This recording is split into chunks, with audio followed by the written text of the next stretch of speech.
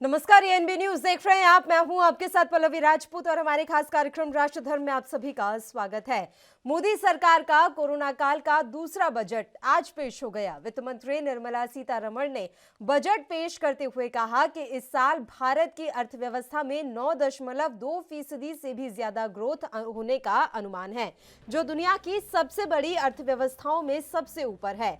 आंकड़े बताते हैं कि कोरोना महामारी की वजह से अर्थव्यवस्था को बहुत बड़ा झटका लगा था। देश की जीडीपी में 7.7% की गिरावट दर्ज की गई थी। उसके बाद फिर तेजी आई और अर्थव्यवस्था कोरोना से पहले वाले दौर में पहुंच गई। जीडीपी की बात अब अगर करें तो अब बजट में 2022-23 में सरकार ने 29 लाख करोड़ रुपए से भी ज्यादा का खर्च का प्रावधान रखा है। यह अनुमानित खर्चा है। इस बार रक्षा के लिए 5.25 लाख करोड़ रुपए का बजट निकाला गया है। पिछले साल की तुलना में इस साल रक्षा बजट में 10% की बढ़ोतरी की गई है। बात शिक्षा क्षेत्र की करें तो इस बार डिजिटल एजुकेशन को बढ़ावा देने पर जोर दिया गया है। पढ़ाई में नुकसान की भरपाई के लिए प्रधानमंत्री ई विद्या स्कीम के तहत फ्री चैनल 12 से बढ़ाकर 200 किए जाएंगे। सभी राज्यों में रीजनल भाषाओं में कक्षा 1 से 12 तक के लिए 200 फ्री टीवी चैनल से पढ़ाई होगी। शिक्षा मंत्रालय का बजट इस बार 1 लाख करोड़ रुपए के पार पहुंच गया है। इस बार स्वास्थ्य मंत्रालय के लिए केंद्र ने 86,606 करोड़ रुपए का बजट रखा है। हालांकि बजट में आम आदमी को इनकम टैक्स में राहत मिलने की उम्मीद थी, जो कि नहीं हो पाया। बजट में इनकम टैक्स को लेकर कोई घोषणा नहीं होने पर वित्त मंत्री निर्मला सीतारमण ने जवाब दिया कि 2 साल से टैक्स नहीं बढ़ा है, यही बड़ी राहत की बात है। सरकार ने इनकम टैक्स में तो कोई राहत नहीं दी है, उल्टा क्रिप्टो करेंसी से इनकम पर 30% टैक्स और लगा दिया है।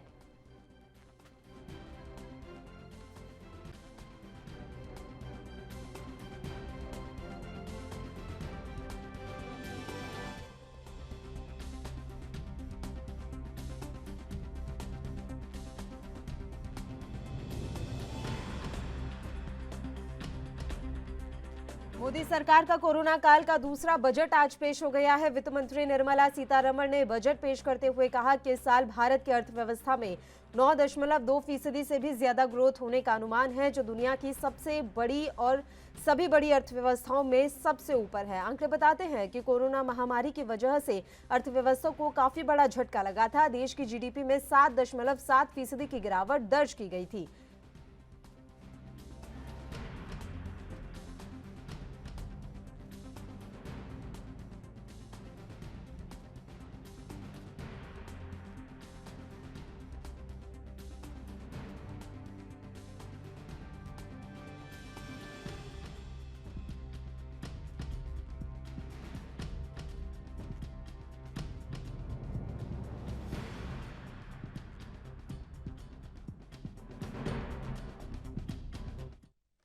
और चलिए इस मसले पर अब चर्चा की शुरुआत कर लेते हैं। 3 मेहमान इस समय हमारे साथ जुड़े हुए हैं। मेहमानों से आपका परिचय करवा देते हैं। आशीष चतुर्वेदी जी इस समय हमारे साथ जुड़ गए हैं, भारतीय जनता पार्टी के प्रवक्ता।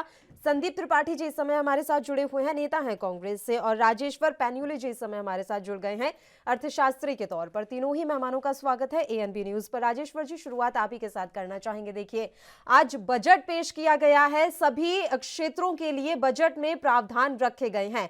आज के बजट को ओवरऑल आप किस तरीके से देख रहे हैं और अर्थव्यवस्था को बूस्ट देने के लिए आज का बजट आपको कितना महत्वपूर्ण नजर आ रहा है सर? इसमें 2 चीजें हैं। अर्थव्यवस्था को बूस्ट देने की अगर हम बात करें, लॉन्ग टर्म की बात करें जी, तो ये अच्छा बजट माना जा सकता है। जितना कैपिटलाइजेशन के लिए जितना फंड एलोकेट किया गया, स्टेट गवर्नमेंट को भी कहा एडिशनल फंड दिए गए, उस हिसाब से अगर हम बात करें तो अच्छा बजट है। अब हम दूसरी साइड में आते हैं, इमीडिएट बेनिफिट की बात। जैसे आप अभी खुद भी बोल रही थी कि निर्मला सीतारमण जी कह रहा टैक्स नहीं बढ़ाया, ये कोई कम बात नहीं। तो जो कॉमन आदमी है उसे इमीडिएटली बेनिफिट चाहिए होता है, खास करके मिडिल क्लास और लोअर मिडिल क्लास। तो दोनों को, लोअर मिडिल क्लास और मिडिल क्लास को, ऐसा कोई डायरेक्ट बेनिफिट नहीं दिया गया है। और उससे जो उनकी जो उनकी इच्छाएं थी या जो अपेक्षाएं थी या जो कह रहे थे, तो उसको कहीं ना कहीं से धक्का लगा और वो कहीं ना कहीं से मायूस हुए। सरकार ने धीरे धीरे करके डिजिटाइजेशन पे जा रही है। और ये वर्ल्ड वाइड का फिनोमेना है कि सारे के सारे वर्ल्ड में जो भी है डेवलप कंट्रियां अल्टीमेटली डिजिटाइजेशन पे जाएंगी। तो उसका उसका कदम है। उसके लिए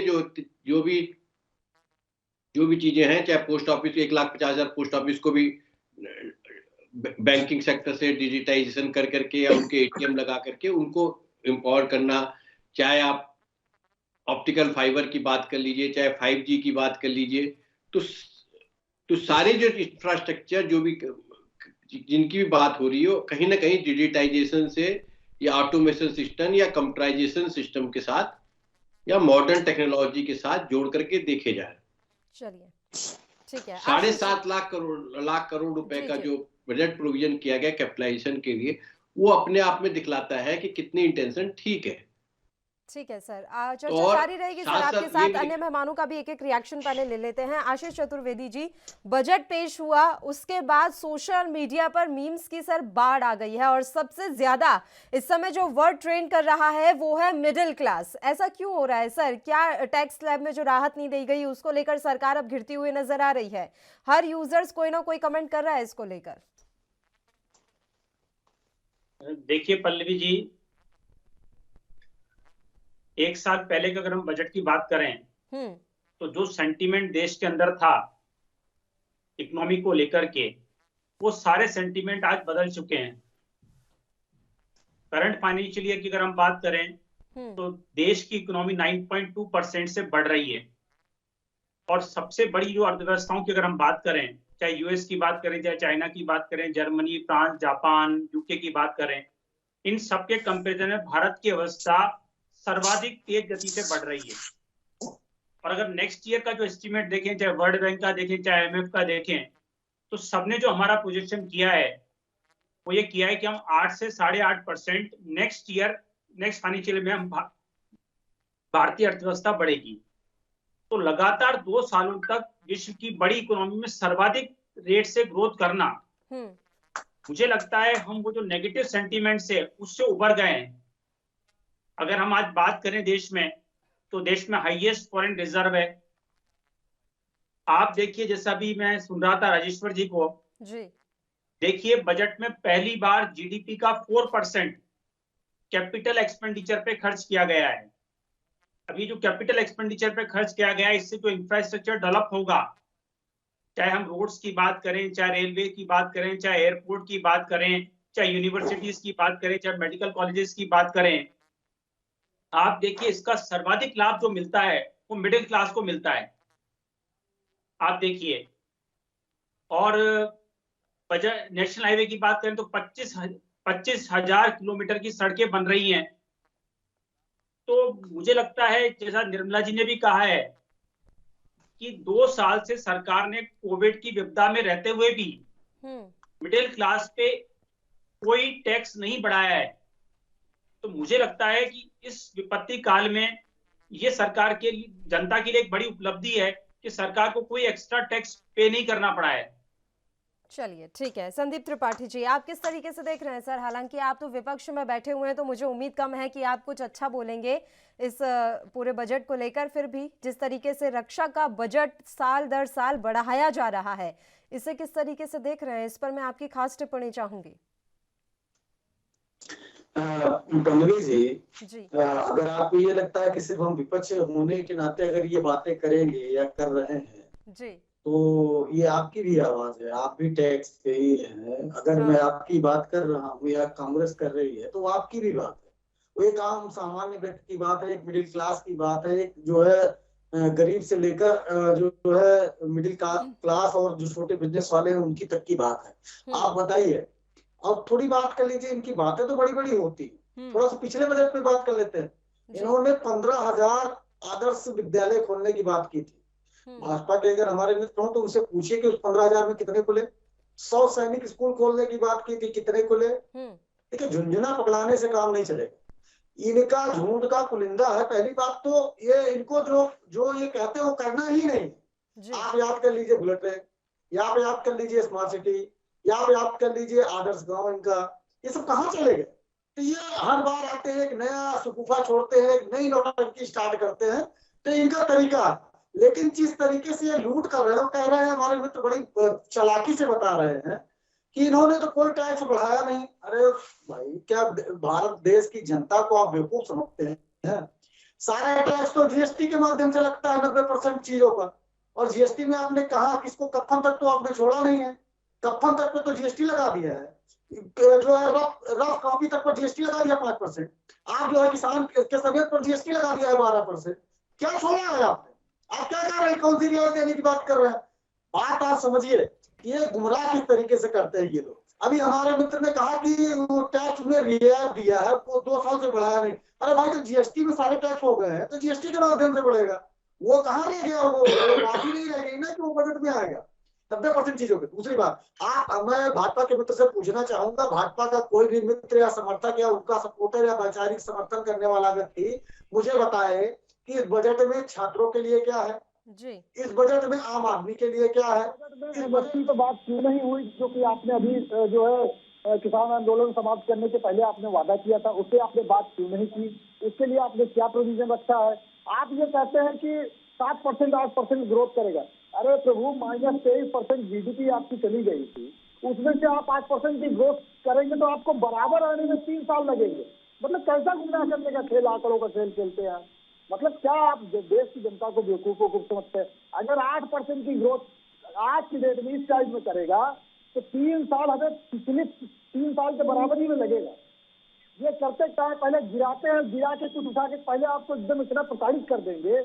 मतलब एक हिटलर का जो था कि उसने कहा था कि इतना आदमी को प्रताड़ित कर दो कि जिंदा रहना ही वो अपना डेवलपमेंट समझे। तो ये सरकार इसी टाइप की है, इनकी सोच मुसोड़ने वाली जो है वही चाहती है कि आदमी को इतना प्रताड़ित कर दो कि वो जिंदा रहे, उसी को डेवलपमेंट समझे। आप बताइए, डीजल पेट्रोल एक्साइज ड्यूटी कम करने की बात हो रही थी, आपने क्यों उस पर रियायत नहीं दी? आपको तो बात करनी चाहिए कि आप लगातार लूट कर रहे हैं, लगातार जो है टैक्स उगाही कर रहे हैं, लेकिन उस पर आपने एक भी बात नहीं की। आपने जो है इनकम टैक्स में जो कि एक परंपरा रही है, हाँ, मतलब हरदम जो है साल दर साल कुछ न कुछ रियायत दी जाती रही है। को 2 साल से आपने खत्म कर दिया, आज जो है आप रिबेट देने के लिए नहीं तैयार है। मतलब आम आदमी मर रहा है, आपने कोरोना काल उसमें झेला, आप कहते हैं कि आपने कोई टैक्स, कौन सी टैक्स छूट दे दी थी? आम आदमी से जो है जीएसटी लेना बंद कर दिया था, इनकम टैक्स लेना बंद कर दिया था, उसको तो आप चूस ही रहे थे ना। और उसको आज जब आपकी वो रियायत कर रहा है, किस लिए देता है? देखिए संदीप जी, आज जब सीतारमण पढ़ रही थी बजट, तो कृषि क्षेत्र के बारे में अगर हम बात कर ही रहे हैं तो कृषि क्षेत्र में ड्रोन के इस्तेमाल को बढ़ावा देने का उन्होंने ऐलान किया है। धान और गेहूं की खरीद के लक्ष्य को बढ़ाने का फैसला किया है। ये फैसले आप किस तरीके से देख रहे हैं? और ये ड्रोन का इस्तेमाल जो अभी नया निकाल कर लाए हैं, ये क्या है? देखिए पल्लवी जी, ये कहते तो, हमने कहा ना कि जो कहते हो करते ही नहीं।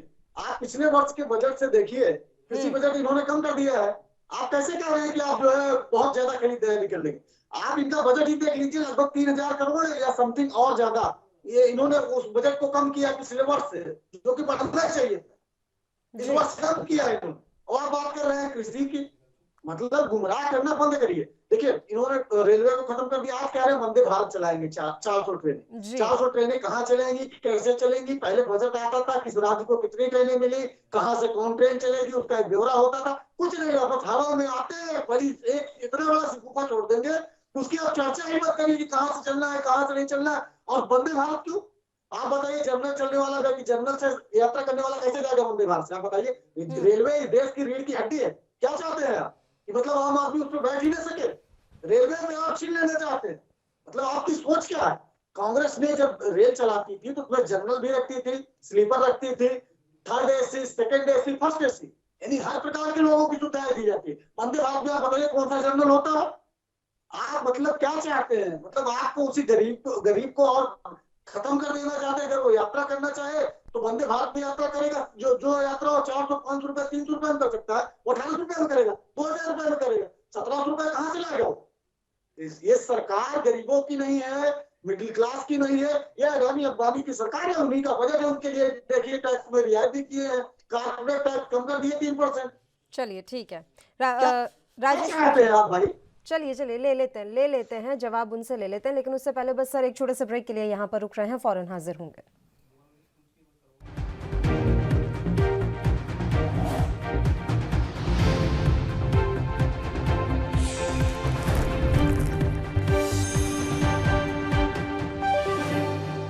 ब्रेक के बाद एक बार फिर से आप सभी का स्वागत है। तीनों मेहमान लगातार हमारे साथ बने हुए हैं और आज के बजट पर हम चर्चा कर रहे हैं। राजेश्वर जी, एक बार मैं आपका रुख करना चाहूंगी। सर, वित्त मंत्री निर्मला सीतारमण का कहना है कि इस बार जो हमारी अर्थव्यवस्था है उसमें 9.2% की ग्रोथ रहने का अनुमान है। इस अनुमान को आप किस तरीके से देख रहे हैं? अगर हम वाकई में उनकी बात पर यकीन करें भी तो कैसे होगी ग्रोथ? देखिए, ये तो जो 9.2% ग्रोथ की बात कर रहे हैं, ये तो मुझे लगता है ऑटोमेटिक होनी है, क्योंकि आप उस ग्रोथ रेट की बात कर रहे हैं जो पहले ही डाउन है। अगर आप एक्चुअल आप पैंडेमिक से पहले जब 23% तक आप डाउन चले गए थे, उसको रिकवरी कर रहे हैं ना, उसके ऊपर की रिकवरी है ये कोई मुझे नहीं लगता कि नॉन अचीवेबल की बात हो रही है। ये अचीवेबल की बात है। हो सकता है कि 9 ना हो, 8 हो जाए, लेकिन ये ऑलमोस्ट हो जाएगी। प्रैक्टिकली पॉसिबल है, ऑटोमेटिक सिस्टम पे ही ये पॉसिबल है। ये कोई ऐसा कुछ नहीं कहा जा रहा है कि जो 2019 में जो था उसके ऊपर हम 9.2% ला सकते हैं, तो वो वाली बात नहीं हो रही। ये बात हो रही कि पिछले साल के मुकाबले हम इतनी करेंगे। और मुझे लगता है कि वो बात काफी हद तक ठीक होगी, बशर्ते कि जितना इन्होंने कहा है कि हम बजट में इतना इन्वेस्टमेंट करेंगे, जो बजट में इन्होंने कैपिटल आउटलेट के लिए दिया, दूसरे जो प्रॉमिसेस किए कि 60 लाख घर बनाएंगे, या दूसरे जो हम इन्वेस्टमेंट करने वाले, चाहे डिफेंस के इन्वेस्टमेंट है, चाहे वो ऑप्टिकल फाइबर के इन्वेस्टमेंट हो, चाहे डिजिटाइजेशन में इन्वेस्टमेंट हो, चाहे वो गेमिंग प्रोडक्शन में इन्वेस्टमेंट हो, चाहे फार्मर्स के इन्वेस्टमेंट हो। सवाल बड़ा अहम हो जाता है कि हर साल भारी भरकम बजट सरकार लाती है। अब देखिए, इस बार का जो अनुमानित खर्चा सरकार बता रही है वो भी काफी ज्यादा है। 39.44 लाख करोड़ का खर्चा, अनुमानित खर्चा ये बता रही है सरकार। हर साल लगभग इतना ही आता है। ये वाकई में इतना खर्च हो पाता है हर साल, या कागजों में ही सिमट कर रह जाता है? ये अनुमानित खर्चा कितना तक हो पाता है सर? आप देखिए कि अनुमानित खर्चे की तो यह हाल है कि पिछली बार जो करीब शायद 5.5 लाख के करीब जो कैपिटल आउटलेट में एक्सपेंडिचर की बात की गई, कैपेक्स की बात की गई थी, उसमें मुश्किल से शायद 3.5 लाख करोड़ पे ही खर्च हो पाए। तो आप प्रैक्टिकल समझने की कोशिश कीजिए। अगर ये जो बात कही जा रही है, अगर इतना वास्तव में इसका इतना तो छोड़िए, इसका 90% 80% भी अगर हो जाए तो भारत एक पॉजिटिव ग्रोथ की तरफ बढ़ने लग जाएगा। और जिस ढंग का जो बजट है, अगर आप बजट की टोटल ओवरऑल देखिए, तो जो लोग अफेक्टेड है, जो मान लीजिए टैक्स स्लैब से अफेक्टेड है, वो मुश्किल से 1 करोड़ लोग होंगे या 50 लाख लोग होंगे जो डायरेक्ट, जिनके सेंटिमेंट इमीडिएटली हिट हुए हैं। लेकिन अगर लॉन्ग टर्म की बात करें, इंफ्रास्ट्रक्चर की इन्वेस्टमेंट की बात करें, जो कहा जा रहा है, उतना इन्वेस्टमेंट अगर इंफ्रास्ट्रक्चर और दूसरे जो प्लांट एक्सपेंडिचर, अगर उसमें कहीं वास्तव में उतने रुपए का खर्च हो तो ग्रोथ भी आएगी, और आप जो आम आदमी है उसका 2-3 साल या 4 साल के अंदर इंप्रूवमेंट भी दिखाई देने लग जाएगा। हाँ, आज की डेट में स्थिति कोई बहुत अच्छी नहीं है, और जो गिवन सर्कमस्टेंसेस में जिस टाइप से बजट दिया था, देखिए बजट देने का एक होता है कि आपको अच्छी बातें बताई जाती हैं, तो अच्छी बातें बताई गई हैं। हमारे बीजेपी के प्रवक्ता जी भी सुन रहे हो, अच्छी बातें बताई गई हैं, और वो अच्छी बातों में से मैं तो मानता हूं कि 80% भी अगर अच्छी बातें हो जाती हैं तो वास्तव में बजट बहुत अच्छा प्रूव होगा 3-4 साल के अंदर ही। बिल्कुल सही कह रहे हैं आप आशीष जी। अभी संदीप त्रिपाठी जी भी काफ़ी सारी शिकायतें कर गए कि जिस तरह का बजट इस बार पेश किया गया है उसमें ज़्यादा राहत गरीबों के लिए या मध्यम वर्गीय लोगों के लिए नहीं है। इस बात को आप स्वीकारते हैं या नहीं? क्योंकि बहुत सी ऐसी डिटेल्स हैं सर जो अभी मैं आपको बताऊंगी भी कि क्या क्या चीज़ें अब जो है महंगी होने वाली हैं, और ये चीज़ें रोज़मर्रा के जीवन में इस्तेमाल होती हैं। देखिए पल्लवी जी, मैं भी संदीप जी को भी सुन रहा था, राजेश्वर जी को भी सुन रहा था। तो देखिए, ये जो बता रहे हैं कि -23% की बात कर रहे थे, दोनों ने बातें कही है। तो चूंकि आपका चैनल काफी लोग देखते हैं, तो कोई भी गलत इंफॉर्मेशन आपके चैनल के माध्यम से नहीं जानी चाहिए। देखिए, जो -23% था वो एक पर्टिकुलर क्वार्टर का जीडीपी था। अगर आपको ध्यान होगा 2020-21 में जो पहला क्वार्टर था, जब कोरोना आया था और देश में संपूर्ण लॉकडाउन हमने लगाया था, तो सारी अर्थव्यवस्था बंद थी। उसके कारण निश्चित रूप से जीडीपी को डाउन जाना था। लेकिन अगर हम 2020-21 फाइनेंशियल ईयर की बात करें तो आपने भी अपनी रिपोर्ट में बोला है कि वो जो जो डेप्रिसिएशन था, जो नेगेटिव ग्रोथ थी, वो -7.7% थी। देखिए पल्लवी जी, आज जो हमारी इकोनॉमी है वो प्री कोविड लेवल को क्रॉस कर चुकी है। और जो कांग्रेस के प्रवक्ता, उनको ये ध्यान रखना चाहिए कि इन्होंने जब देश को छोड़ा था 2014 में, जब इनकी सरकार थी, उस समय जो इकोनॉमी थी वो इकोनॉमी थी हमारी 112 लाख करोड़ रुपए इकोनॉमी थी। अगर हम आज की बात करें तो आज 232 लाख करोड़ की इकोनॉमी है। तो ग्रोथ तो दिख ही रही है, ग्रोथ सबको दिख रही है। आप देखिए कि ये जो आप कैपिटल एक्सपेंडिचर की बात कर रहे थे कि इतना खर्च नहीं होता है, इनके सरकार के कार्यकाल में जो रोड था, नेशनल हाईवे, वो डेली 11 किलोमीटर प्रतिदिन की रफ्तार से बनता था। ये रफ्तार आज बढ़कर के 36 किलोमीटर प्रतिदिन से ज्यादा हो गई है। मेडिकल कॉलेजों की संख्या की बात करें तो मेडिकल कॉलेज ऑलमोस्ट हर स्टेट में 3 गुने हो गए हैं। एमबीबीएस की सीटों की बात कर लीजिए, आप रेलवे का इंफ्रास्ट्रक्चर देख लीजिए, आप एयरपोर्ट की संख्या देख लीजिए। और जहां तक अभी आपने प्रश्न किया है गरीब कल्याण के लिए, आपने बड़ा अच्छा प्रश्न किया है। आप देखिए ये जो पूरा बजट है, ये पूरा बजट गरीब कल्याण को लेकर के केंद्रित है। देखिए मोदी जी का एक विजन है कि हमको देश में सभी लोगों को घर प्रोवाइड कराना है, सभी को गैस का कनेक्शन प्रोवाइड कराना है, हमको सभी घरों जो करोड़ों घर हैं उनको नल से जल की व्यवस्थाएं करनी है, वहां पर हमको लाइट पहुंचानी है। अभी आप गरीब कल्याण की बात कर रहे थे, आप देखिए किसानों के सम्मान निधि में जो पिछले साल हमने हर प्रति वर्ष भारत सरकार 65,000 करोड़ रुपए इनके खातों में डायरेक्ट डालती है। आप 11 करोड़ किसानों के 6,000 रुपए के हिसाब से डालती है। आप देखिए उसमें इस बार बढ़ोतरी की है, 2,37,000 करोड़ रुपए जो है वो एमएसपी का हमने प्रोविजन रखा है। अगर हम खाद सब्सिडी की बात करें तो खाद सब्सिडी तो देखिए डबल बढ़ा दी गई है। पिछले साल 20,762 करोड़ इसका प्रोविजन था, उसको बढ़ा करके इस बार 42,800 करोड़ रुपए का रखा गया है। आप देखिए 80 लाख नए घर बनाने की बात हो रही है। तो ये सारी वो योजनाएं जहां पे गरीबों का कल्याण होता है। अगर हम जल जीवन मिशन की बात करें तो जल जीवन मिशन के लिए 66,000 करोड़ का बजट रखा गया है। नौकरियां कहाँ हैं सर? और 5 ट्रिलियन इकोनॉमी की बात लगातार आप लोग, 5 ट्रिलियन इकोनॉमी की बात किसने कही थी? पल्लवी जी, 2019-20 में भारत की इकोनॉमी लगभग $3 ट्रिलियन को टच कर गई थी। अच्छा। अब ये कोरोना ने पूरी जो वैश्विक अर्थव्यवस्था है उसको बुरी तरह से प्रभावित किया है। तो ऑलमोस्ट 2 साल बाद हम उसी पॉइंट पे पहुंचे हैं जहां हमने छोड़ी थी। अगर हमने नहीं छोड़ा होता तो निश्चित रूप से 2024 तक हम $5 ट्रिलियन इकोनॉमी को का लक्ष्य प्राप्त करने में सफल होते। किसानों की आय दोगुनी करने का भी लक्ष्य आप लोगों ने रखा था, वो भी कोविड की वजह से रुका सर, या कोई बड़ी वजह थी? नहीं पल्लवी जी, आप देखिए कि किसानों की अगर एमएसपी की बात करें कि भारत सरकार कितना एमएसपी दे रही है और कितना क्वांटम में उन अनाजों को खरीद रही है, अगर आप उसकी तुलना करेंगे तो आपको डिफरेंस बहुत अच्छे से दिखेगा।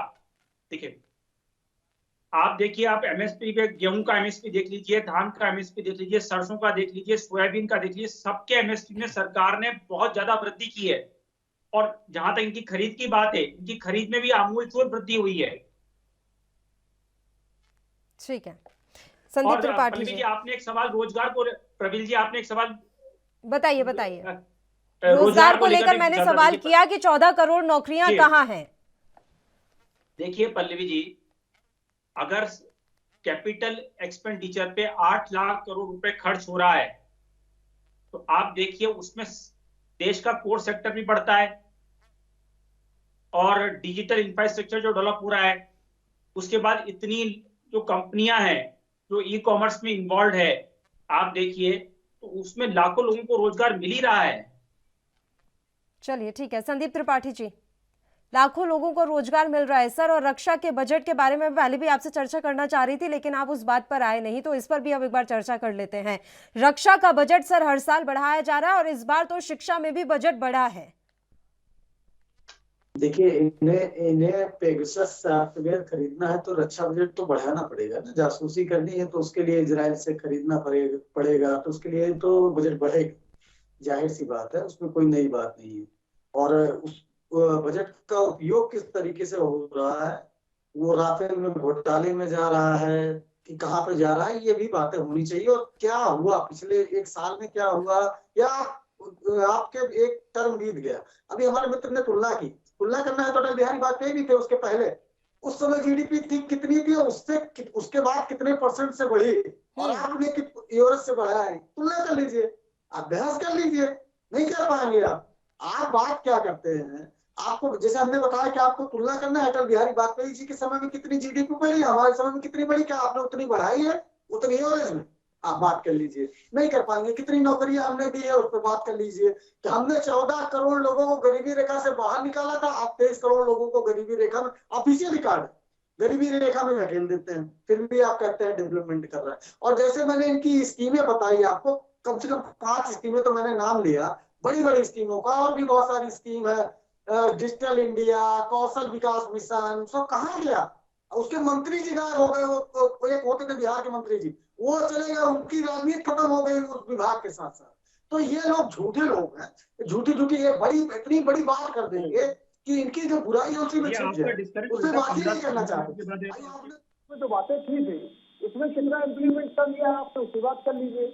आप अभी आगे की बात डिस्कस कर रहे हैं, उसमें भी बात कर लीजिए। हमने पहला ही सवाल पूछा कि 15,000 विद्यालय की बात की थी, आप बताइए उसमें से कितने विद्यालय बनाए, एक भी जवाब में। हमने पूछा 100 सैनिक स्कूल आपने वादे किए थे, कितना बना।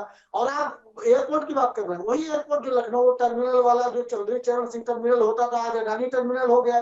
अरे भाई, जो आपको एयरपोर्ट बेचना है तो बना कह रहे हो, आप कह रहे हो कि ग्रोथ कर रहे हो, तभी आप सारी संपत्तियां बेच रहे हो, सब कुछ तो बेच लिया। यहाँ तक कि रिजर्व बैंक का जो डिपॉजिट का पैसा था, उसको भी आपने 4 लाख करोड़ से ज्यादा, क्या 5 लाख समथिंग 27,000 करोड़ रुपए, उसको भी आपने निकाल लिया। किस आप मतलब आप समझिए, ये उस बिगड़ैल बच्चे की तरह है, इस तरह रोते भी हैं कि जो बच्चा अपनी बाप की संपत्ति को बेच बेच के खाता है और अय्यासी करता है, और अपने बाप को गाली भी देता है। मतलब हमने जो बचत करके रखी थी, जो हमने सार्वजनिक संपत्तियां बनाई थी, जो कंपनियां सार्वजनिक उपक्रम बनाए थे, उनको बेचकर आप खा भी रहे हो, अडानी को भी दे रहे हो, और आप कह रहे हो डेवलपमेंट हो रहा है। अगर डेवलपमेंट हो रहा है तो काहे बेच रहे हो भाई? एयर इंडिया काहे बिक रहा है? काहे ये जो है एचएल को आप जो है बेचने का खड़े कर दे रहे हो? काहे जो है आप रेलवे बेचने पे तुले हो, 200 स्टेशन बेच दिए। आप काहे लिए जो है आप सार्वजनिक उपक्रम बेच रहे हो, एफपी बेच रहे हो, एचएमटी बेच डाला, कितनी कंपनियों का नाम बताए, काहे बेच रहे हो भाई? अगर और एलआईसी को बेचने का कगार पर खड़ा कर दिया, आईपीओ लाने जा रहे हैं आप, तो आप अगर डेवलपमेंट हो रहा है, जो कंपनियां हमें जो है पैसा कमा के देती थी, उनको आप घाटे पर ला के खड़े कर दिए, और उनको भी बेचने के कगार पर खड़े कर दिए, और जो बेच भी डाले और कह रहे हैं डेवलपमेंट हो रहा है, और नौकरियां कहाँ दे गया? आप एक भी सार्वजनिक उपक्रम लगाने की बात पूरे बजट में नहीं करते हैं। अभी इस बार के बजट में सर 60 लाख नई नौकरियां सृजित करने का वादा कर रही है सरकार, इस बार 60 लाख नई नौकरियां। अरे हमारे भाजपा के मित्र का नाम है धीरू भाई अंबानी, सेकंड वाले धीरू अंबानी 2। अब ये तो धीरू अंबानी हो गए ना। ये क्या है कि आपको चांद दिखा के हाथ की रोटी खींच लेने वाले लोग हैं। चांद दिखा के रोटी आपके हाथ की छीन लेते हैं। ये बड़े बड़े हमने बताया तो कितने सपने दिखाए। स्मार्ट सिटी याद करी, कितनी बहस हुई थी, कम से कम 50 डिबेट तो मैंने किया। कैसे बनेगा, एक जगह से सेंट्रलाइज होगा, एक बटन से वो पूरा जो है रोड क्लियर हो जाएगा करेगी। क्या होगा भाई? हुआ? आदर्श गांव की बात करते थे, इतने सांसद हैं, एक अगर किए तो इतने साल में इतना हो जाएगा। क्या हुआ भाई? उसमें तो आपके भी सांसद थे सर, उसमें तो आपके भी सांसद थे ना संदीप जी। आदर्श गांव के बारे में बात कर रहे हैं तो आपके सांसदों ने भी तो लिए थे गांव गोद, वो आपने निभा लेते जिम्मेदारी। हाँ बिल्कुल, बहुत बढ़िया सवाल पूछा जी। क्या है कि ये बात तो बड़ी बड़ी कर लेंगे, लेकिन उसके लिए बजट नहीं आवंटित करेंगे। एक एग्जांपल और दे देता हूँ। इन्होंने स्मार्ट सिटी को यूनिवर्सिटी की बात कही थी, 10 यूनिवर्सिटी को इन्होंने कहा था कि इतने साल के अंदर अंदर विश्व की जो है 100 यूनिवर्सिटी के अंदर लाएंगे। उसके लिए इन्होंने अंबानी यूनिवर्सिटी को डोनेशन भी 100 करोड़ रुपए दे दिया। लेकिन क्या हुआ?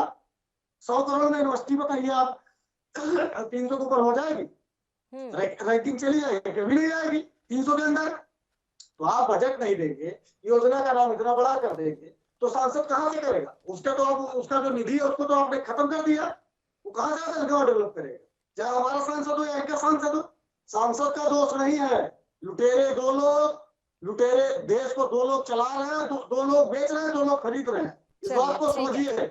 और सांसद भी छाती पर हाथ रख के बेचारे क्या करें, वो जाते हैं तो अपने घरों में आग नहीं मिला पाते अपने सारे बच्चों से। सांसद शामिल है ना, इसलिए ऐसा उनको तो पता नहीं है कि है। बस कांग्रेस के सांसद बेचारे हैं, बीजेपी के भी सांसद बेचारे ही हुए फिर तो। हम तो आवाज उठा रहे हैं ना, हम तो गर्व से कह सकते हैं कि जब ये लूट रहे थे तो हम उसका विरोध कर रहे थे। चलिए हम ठीक है। लोकतांत्रिक प्रक्रिया में अपने अपने जो हमारे अधिकार हैं, जो हमारा तरीका है, उसके तहत इनका विरोध कर रहे हैं। आज हम तभी तो बात कर रहे हैं कि ये संस्थाएं बेच रहे हैं, जो सच्चाई है।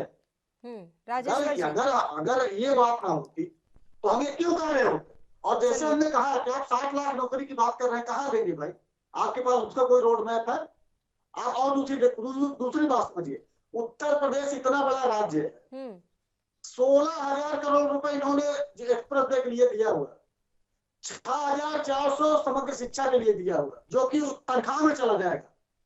कौन सी नई प्राइमरी बन जाएगी उसमें, इतने में कौन सी रोड बन जाएगी महाराज? क्या मतलब मूर्ख बनाने का काम कर रहे हो आप लोग? मतलब आप लोग जीएसटी के माध्यम से पूरा टैक्स भी वसूल कर ले रहे हो, उसमें राज्य सरकार को आपको देने में पता नहीं क्या दिक्कत हो जाती है। राज्य सरकारों को आप पैसा देना नहीं चाहते हो, जबकि राज्य सरकारें ही पैसा ले जाके आपको देती हैं, उसका राज्य सरकार का भी अपहनन करते हो। अब आपके कुछ लोग हैं, आपकी सरकार है, वो बोल नहीं पाती हैं। आप पंजाब का पैसा रोक लेते हो, छत्तीसगढ़ का पैसा रोक लेते हो जीएसटी का, राजस्थान का रोक लेते हो। हमारे जो वित्त मंत्री जा जाकर जीएसटी काउंसिलिंग में विरोध करते हैं, आप सुनते नहीं है। और आप अपने लोगों को करते हैं तो वो बोल नहीं पाते बेचारे, इसलिए कि आपकी सरकार है, आपके ही लोग हैं। लेकिन नुकसान तो अल्टीमेटली जनता का हो रहा है ना। राजेश्वर जी, सर देखिए, रोजगार को लेकर लगातार सवाल खड़े होते रहे हैं, क्योंकि सरकार से ये उम्मीद की जाती है कि वो रोजगार दे। एक रोजगार बहुत बड़ा साधन होता है किसी भी अर्थव्यवस्था को खड़ा करने में या अर्थव्यवस्था को गिराने में। रोजगार के मोर्चे पर आप केंद्र की मोदी सरकार को कहां खड़े देखते हैं राजेश्वर जी?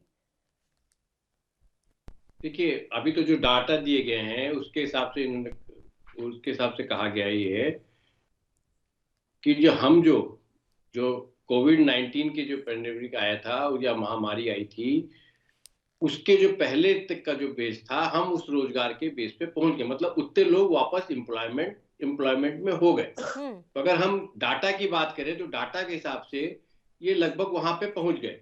अब हम दूसरी बात करें, सीएमआई के डाटा की बात करें तो उनके डाटा के हिसाब से करीब 3.5 करोड़ लोगों अनएम्प्लॉयड है। अब हम थोड़ी प्रैक्टिकल बात करें कि जो हम डिजिटाइजेशन, ऑटोमेशन या कंप्यूटराइजेशन में जाते हैं तो नंबर ऑफ पर्सन जो एम्प्लॉयड होते हैं वो कम होते जाते हैं। और जैसे अभी संदीप जी भी बोल रहे थे कि रेल कहां से आएगी, ट्रेन कहां से आएगी। देखिए, आप सरकारी नौकरी की बात करें तो सरकारी नौकरियां कम होती जा रही है। वो शायद मुझे लगता है कोई भी गवर्नमेंट थी, कांग्रेस की गवर्नमेंट थी, उसमें भी कम होती थी, क्योंकि गवर्नमेंट ने, जो वर्तमान गवर्नमेंट, इसने बड़ा एक क्लियर कट दे दिया कि हम यहाँ पर मिनिमम गवर्नेंस के लिए आए। हम व्यापारी नहीं है कि हम रेल चलाएं, ट्रेन चलाएं, हवाई जहाज चलाएं, ये सब काम दूसरा, ये सब काम चलाना इंडस्ट्रियलिस्ट का है। तो हम आत्मनिर्भर एक तरीके से हो रहे हैं कि ये लोग है। और हम बात करें जब नेहरू जी का या कांग्रेस का या ओरिजिनली जब जमाना था, उस जमाने में क्या था कि जो पैसे चाहिए थे बड़ी बड़ी इंडस्ट्री लगाने के लिए, वो बिना सरकार के कोई जो टाटा, बिरला या दूसरे जो हम उद्योगपति उस जमाने में थे, उनकी इतनी कैपेसिटी नहीं थी या इतना एटमॉस्फेयर नहीं था कि आप बड़ी बड़ी इंडस्ट्री लगा सके। तो अगर हम उनके वर्डिंग पे चलें, जो बजट पे जो हमारे माननीय फाइनेंस मिनिस्टर कहती हैं, तो वर्डिंग के हिसाब से अगर चलें तो वो जो आज की डेट में जो मॉडर्न युग की डिमांड है उसके हिसाब से वो ठीक चल रहे हैं। अब हम आ जाते हैं जी प्रैक्टिकल, क्योंकि आप डिजिटाइजेशन में जो लोग अनएम्प्लॉयड होते जा रहे हैं या जो पैंडेमिक के कारण से जिनको आप बोल रहे हो कि नंबर ऑफ एम्प्लॉयमेंट ठीक हो गया, कि मतलब ठीक, लेकिन क्या हुआ कि जो आप पहले जो सैलरी जिसकी 2019 में या उससे पहले या उसके आसपास जो 1 लाख रुपए की सैलरी थी, आज उसको 25,000 रुपए मिल रही है। बिल्कुल। तो कहने के लिए नंबर की बात करें तो हो सकता है कि वो बात बराबर हो, लेकिन अर्निंग की बात करें तो अर्निंग कम हो गई है। वो कम हो गई। और अभी और कल जो इकोनॉमिक सर्वे आया उसमें भी आया कि जो महंगाई है वो अलार्मिंग है। तो सरकार के जो इकोनॉमिक सर्वे हैं वो भी कह रहे हैं कि महंगाई अलार्मिंग है। उसको टैकल करने के लिए, क्योंकि वो इमीडिएट है, वो ऐसा नहीं कि लॉन्ग टर्म प्लानिंग के साथ होगा, हमें आज खाना खाना है, मुझे आज तेल खरीदना है, मुझे आज चीनी चाहिए, और मुझे आज अपने घर चलाने के खर्चे के लिए पैसे चाहिए, या दूसरे चीजों को मीट आउट करने के लिए। अगर वो महंगे हो जाएंगे तो हमको मीट आउट कहां से करेंगे? वो इंफ्रास्ट्रक्चर जो डेवलप होगा वो 2 साल, 3 साल, 4 साल, 5 साल, और इनफैक्ट इस बार तो इन्होंने 25 साल की बात की है कि फौरी 25 तौर साल पर में कुछ होगा। राहत का ऐलान हुआ है? अगर हम पूरा बजट देख रहे हैं, आज आपने भी पढ़ा होगा पूरा बजट, फौरी तौर पर क्या राहत मिलती हुई नजर आ रही है? सब कुछ भविष्य के लिए है क्या? देखिए, फौरी तौर पे इमीडिएट कोई राहत की बात करें तो वो इस बजट में एज सच नहीं दिख रहा। ठीक है कि 2.37 लाख करोड़ रुपए जो है किसानों को दिया जाएगा। और ये बजट अभी अप्रूव होगा, उसके बाद ये सब चीज एलोकेशंस होंगी। तो आपके पास अभी कम से कम इन सब चीजों के लिए एक तो गैप वो है, 1-1.5 महीने का गैप जो आपका बजट अप्रूव होने वाला है, और उसके बाद जो टाइम लगाएगा 5-6 महीने का। तो 5-6 महीने के लिए ऐसा कोई चीज आपने इस बजट में भी नहीं दिया। इससे पुराने बजट का हम कहें कि उससे कैरी ओवर किया है, वो भी कोई चीज कैरी ओवर नहीं कर रखी, क्योंकि पहले ही हम बहुत सी दिक्कतों में चल रहे थे, कंट्री पूरी ऐसा दिक्कत चल रही थी, वर्ल्ड वाइड दिक्कतें चल रही थी। तो वो ऐसी कोई कैरी ओवर करने के लिए तो इमीडिएट रिलीफ जहां पर एक कॉमन आदमी का मॉरल बूस्ट होता वो नहीं। हाँ, कॉर्पोरेट टैक्सेशन में आपने कमी करी, उससे फायदा उसका ये नतीजा ही हुआ कि ऑल ऑफ सडन जो है स्टॉक मार्केट ऊपर चल गया। लेकिन स्टॉक मार्केट में कितने लोग हैं? अब आज ये क्रिप्टो करेंसी में भी माना जाता है कि लगभग 6,500 करोड़ रुपए का करीब फंड इन्वॉल्व है जी। लेकिन किन लोगों का? कॉमन आदमी को तो है नहीं वो। और उस पे आप जो 30% का जो टैक्स आएगा, कब आएगा? अभी आएगा, बाद में आएगा। उसको डिप्लॉय कब करेंगे वो भी बात की बात है। आज की डेट में तो उसका क्रिप्टो करेंसी का भी कॉमन आदमी के लिए न तो रेवेन्यू में आ रहा है, न उसको उससे कोई फायदा हो रहा है। बिल्कुल। और इसी टाइप की हम दूसरी डिजिटाइजेशन की भी बात करें तो अभी आपको पोस्ट ऑफिस को डिजिटाइजेशन करना है, टाइम लगेगा। ऐसा थोड़ी होता है कि आज का आज ही हो जाए, कि आज ये कोई बेनिफिट ड्राइव होने वाला। तो कोई बहुत ज्यादा बेनिफिट ड्राइव नहीं हो रहा। इसीलिए जो मिडिल क्लास और लोअर मिडिल क्लास है उसको लगता है कि हमारे साथ बहुत अच्छा उचित न्याय नहीं हुआ। हम एज इकोनॉमिस्ट अगर एज ए एक्सपर्ट सोचे तो हमें लगता है कि गिवन सरकमस्टांसेस में इससे ज्यादा सरकार कोई बहुत सी चीजें कर नहीं सकती थी, क्योंकि जो रेवेन्यू के रिसोर्सेज हैं वो लिमिटेड हैं। चाहे वो ग्रीन बॉन्ड की बात करें, सॉवरेनिटी बॉन्ड की बात करें, हम उस पर बहुत डिटेल में जाएंगे तो ग्रीन बॉन्ड, सॉवरेनिटी बॉन्ड की बात किसी जमाने में यूएई ने भी करी थी और भी कई देशों ने करी थी। उनके रिजल्टों के साथ अगर हम मैच करने लग जाए तो शायद हम कहीं और दूसरी दिशा में चले जाएंगे। लेकिन अभी की बात हम करते हैं, अगर हम मान के चलते हैं जो सरकार की इंटेंशन ठीक है, रोड मैप अच्छा बनाया हुआ है, 400 ट्रेनें चला भी लेंगे, ये सब चीजें अगर कर लेंगे तो उन सबका इंपैक्ट अभी आने में टाइम लगेगा। हमारी जो इमीडिएट की बात करते हैं, जो फ्री राशन की बात करते हैं, उसमें भी मुझे लगता है कि 73,000 करोड़ रुपए के आसपास का एलोकेशन किया कि फ्री राशन जो दिया जाएगा, जो मुझे लग रहा है, और वो रिक्वायरमेंट शायद 1 लाख करोड़ रुपए से ऊपर की थी। और उसका ट्रांसपोर्टेशन स्टेट गवर्नमेंट की दिक्कत। देखिए 25 साल की बुनियाद का बजट उन्होंने तो पहले ही ये बात बोल दी, अपने संबोधन में यही कह दिया, तो फिर उससे ही समझ जाना बेहतर होगा कि क्या पूरी मंशा के साथ इस बार सरकार का ये बजट आया है, किस तरीके से पूरी रणनीति रखी गई है।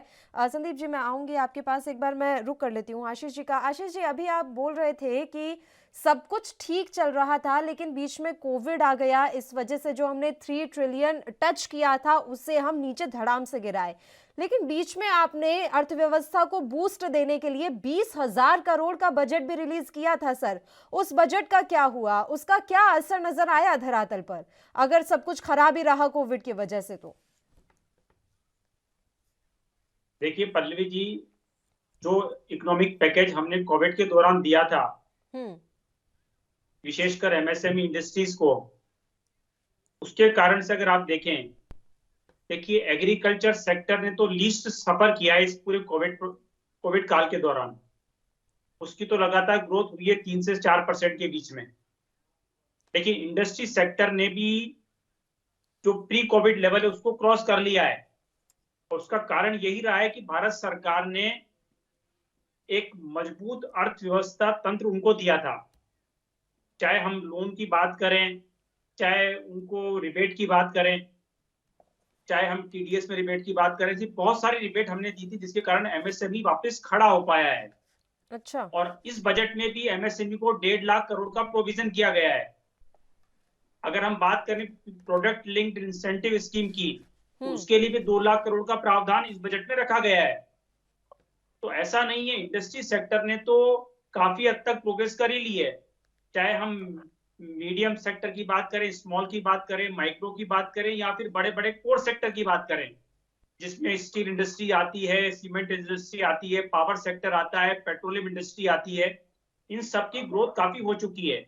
अब जो ग्रोथ होनी है वो सर्विस सेक्टर में होनी है। आप देखिए क्योंकि सर्विस सेक्टर ने बहुत ज्यादा इसमें प्रभाव देखा है। चाहे हम होटल इंडस्ट्री की बात करें, चाहे टूरिज्म इंडस्ट्री की बात करें, चाहे एविएशन इंडस्ट्री की बात करें।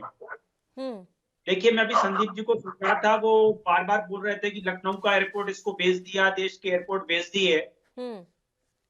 तो देखिए पल्लवी जी, ये जो एयरपोर्ट बेचने का सिलसिला है, ये संदीप जी की जानकारी के लिए बताना चाहता हूँ, 2007 में प्रारंभ हुआ था। अच्छा। जब प्रफुल्ल पटेल जो है एविएशन मिनिस्टर हुआ करते थे, और 2007 में इन्होंने दिल्ली एयरपोर्ट और मुंबई एयरपोर्ट, जो सबसे बड़े एयरपोर्ट थे उस समय पे, उस समय इसका डिसइन्वेस्टमेंट किया गया, इनको बेचा गया। एक को जीवीके ग्रुप को बेचा गया, एक को जीवीआर ग्रुप को बेचा गया। तो संदीप जी थोड़ा सा जब बोले ना आप, तो अपना इतिहास भी थोड़ा ध्यान रखा कीजिए। संदीप जी। जी देखिए ये अपनी अपनी टोपी दूसरे के सर रखने में माहिर है। बात ये है भाई, हमने अगर कुछ गलती की तो हम सत्ता से बाहर हो गए। वो आप गलती क्यों कर रहे हो? आप FDI का विरोध करते थे, आप ECL आप देख लीजिए, इनके हजारों भाषण होंगे। आज रक्षा क्षेत्र में 100% FDI। क्यों? हमारे मित्र भाग के चले जाते हैं गूगल पर सर्च करने। मतलब समझिए, इतने इतने बड़े विद्वान व्यक्ति हैं कि जब मैं बोलना स्टार्ट करता हूं तो ये गायब हो जाते हैं, उसके बाद पढ़ते हैं फिर आते हैं। तो ये ऐसे लोग हैं कि मतलब अपनी टोपी तुरंत दूसरे। जवाहरलाल नेहरू जी आज के दोषी हैं, आज ये गड़बड़ हो गई इसलिए जवाहरलाल नेहरू जी दोषी। अरे भाई, सत्ता आपके शासन में है, आज आपके हाथों में है। आप महामारी की बात करते हैं, क्या देश में पहली बार महामारी आई है? आप ये क्यों भूल जाते हैं जब अमेरिका का सबसे लेहमन ब्रदर्स बैंक, सबसे बड़ा बैंक, जो विश्व का सबसे बड़ा बैंक था, वो जब दिवालिया हो रहा था तो भारत जो है 8.5% की ग्रोथ कर रहा था। जो हमारे जो है बैठे हुए हैं वित्त के जानकार, ये इस बात को मानेंगे कि जब पूरा विश्व जो है बर्बाद हो रहा था, तब हम 8.5% के ग्रोथ पे थे। आज वो क्यों नहीं हो पा रहा? और आप जब जो चीज दिखा रहे हो, आपका जो, जैसे मैंने कहा कि रिजर्व का पैसा बढ़ नहीं रहा है, आप उसी पैसे को सिर्फ ले जाकर कहीं जो बचा हुआ पैसा है उसको ले जाकर आप दिखा रहे हो, घर के पैसे को बाहर ला के बैंक में जमा कर दे रहे हो। आप सिर्फ क्या कर रहे हो? ग्रोथ कहाँ है? ये तो मैं पूछ रहा हूँ कि अगर ग्रोथ है तो सार्वजनिक उपक्रम क्यों नहीं बन रहे हैं? आप बताइए। आप अभी हमारे मित्र ने कहा कि ये तो प्राइवेट मॉडल पे जा रही है। प्राइवेट मॉडल का मैं आपको एक उदाहरण दे रहा हूँ। कोरोना काल में प्राइवेट हॉस्पिटलों ने बंद कर दिया अपने हॉस्पिटल, मरीजों को लेने से मना कर दिया। सरकारी हॉस्पिटल ने क्या मना किया? नहीं। यही अंतर होता है मित्र, आप बात समझिए। सरकारें इसीलिए होती हैं, जब सरकारों के पास कुछ होगा नहीं तो ये 18,000 करोड़ का जो है हवाई जहाज मोदी जी के लिए क्यों? विश्व की सुरक्षा क्यों? भाई सरकार भी प्राइवेट कर दीजिए। अगर प्राइवेट का ही शौक है तो प्राइवेट का अगर इतना शौक है तो सरकार को, सांसदों को इतनी सुविधा क्यों? सरकार इसीलिए होती है कि प्राइवेट के साथ साथ एक सार्वजनिक उपक्रम, सार्वजनिक का मतलब होता है उसका संदीप त्रिपाठी, हमारे भाजपा के मित्र, हमारे जो सलाहकार बैठे हैं, मित्र के जानकार जो बैठे हैं, ये सब मालिक हैं, सब हिस्सेदार हैं, सबका है। तो वो चीज आप क्यों नहीं कर रहे? आप उसको क्यों खत्म कर देना चाहते हो? आज 1027 करोड़ रुपए, 1027 करोड़ रुपए प्रतिदिन की आमदनी है अदानी की, और 27 रुपए आमदनी पहुंच गई किसान की। ये आपका डेवलपमेंट है? ये आपकी बजट का तरीका है? ये इस तरह आप यूटिलाइज करते हैं पैसे को? आज गरीब गरीब होता जा रहा है, अमीर अमीर होता जा रहा है। वो असमानता क्यों बढ़ रही है? इस पर सवाल उठना चाहिए या नहीं उठना चाहिए? आप बताइए, आपने मनरेगा की मजदूरी क्यों नहीं बढ़ाई? आज देश ये मनरेगा से क्या, जो कोरोना काल से आप कह रहे हैं, क्या वो मजदूर जो है पीड़ित नहीं रहा? देखिए ये सरकार कितनी, मतलब हमें तो ये नहीं समझ में आता कि जो सबसे संपन्न है उसको आप मदद कर रहे हो, जबकि सरकार को चाहिए कि आप धन का ऐसा प्रबंध करिए कि पैसे का जो है, पैसा सरकार का पैसा लोगों के पास जाए, और जब उनकी क्रय शक्ति बढ़ेगी तो जाहिर सी बात है आर्थिक ग्रोथ अपने आप बढ़ेगी। इस सरकार को एक छोटा सा फंडा नहीं समझ में आ रहा है, एक छोटी सी चीज एक आम आदमी को जो समझ है वो इनको नहीं समझ में आ रहा है। उसके लिए आप कोई काम ही नहीं करना चाहते हो। आप बताइए, संविदा कर्मियों का आपने सैलरी बढ़ाने का कोई प्रावधान क्यों नहीं किया? उत्तर प्रदेश में अभी इन्होंने जो है पंचायत सहायक की नियुक्ति की, 6,000 वेतन रखा। बताइए 6,000 वेतन में क्या हो जाएगा? आपने उनके वेतन के लिए क्यों बढ़ाने के लिए नहीं सोचा? कोरोना तो भी पीड़ित है, उनके लिए मदद के लिए आपने बढ़ा दिया होता है कि 1,000 वेतन का प्रावधान करते कि जितने संविदा कर्मी हैं उनका बजट जो है तनख्वाह, उनकी सैलरी 2,000 रुपए बढ़ा। जब आप बढ़ाते तो प्राइवेट जो क्षेत्र है उसको भी बढ़ाने के लिए दबाव बनता। इस बात को आप नहीं समझते हैं। सरकारी क्षेत्र सिर्फ इसलिए है कि बैलेंस बना रहे, इसीलिए सरकारी चीजें, सरकारी संपत्तियां, सरकारी कंपनियां इसीलिए होती हैं। आप और उदाहरण समझिए, जियो कंपनी आई, बीएसएनएल को प्रमोट ना करके, मुझे याद है मोदी जी की फोटो लगाकर जियो की सिम थी। आप बताइए, जियो आया और मोदी जी के नाम पर एक सिम को बेचने के लिए डिस्ट्रीब्यूटर, उसके बाद एक पीएसएम, उसके बाद एक जो है जो दुकान छोटा गांव में खोल के रखता है या शहरों में या बाजारों में जो रहता है, वो कितने लोग लगते थे एक सिम बेचने के लिए? 5 जॉब लगती थी, 5 लोगों को कम से कम जो एक नौकरी मिलती थी एक सिम के लिए। आपने क्या किया? सब खत्म कर दिया। मोदी जी की फोटो लग गई, 5 लोगों की नौकरी चली गई। ये होता है प्राइवेट मॉडल, इस तरह से खत्म किया जाता है। आज बीएसएनएल को आपने खत्म कर दिया। जिस ऑप्टिकल केबल की बात कर रहे हैं, 80% से ज्यादा इनके आने के पहले कांग्रेस ने वो ऑप्टिकल केबल बिछा दी थी। ये रिकॉर्ड है, इसको कोई निकाल नहीं सकता।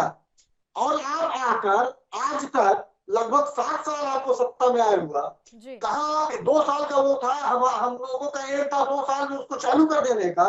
आप जो है आज 7 साल बाद उसका कह रहे हैं स्पेक्ट्रम अभी नीलामी की प्रक्रिया करेंगे, अब जो है 2 साल बाद। मतलब क्या ड्रामेबाजी है? आपकी वो विजन ही नहीं है ना आपने। आपको पता ही नहीं है कि सरकार चलती कैसे है, सरकार चलाई कैसी जाती है।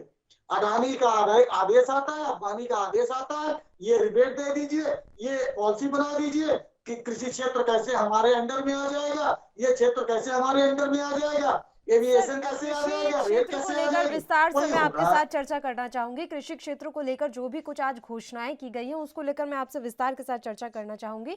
एक बार मैं राजेश्वर जी का रुख कर लेती हूँ। राजेश्वर जी, आरबीआई जो है डिजिटल रुपए लॉन्च करेगा, ये भी बात आज कही गई है, किस तरह का ये फैसला है और इसका क्या प्रभाव?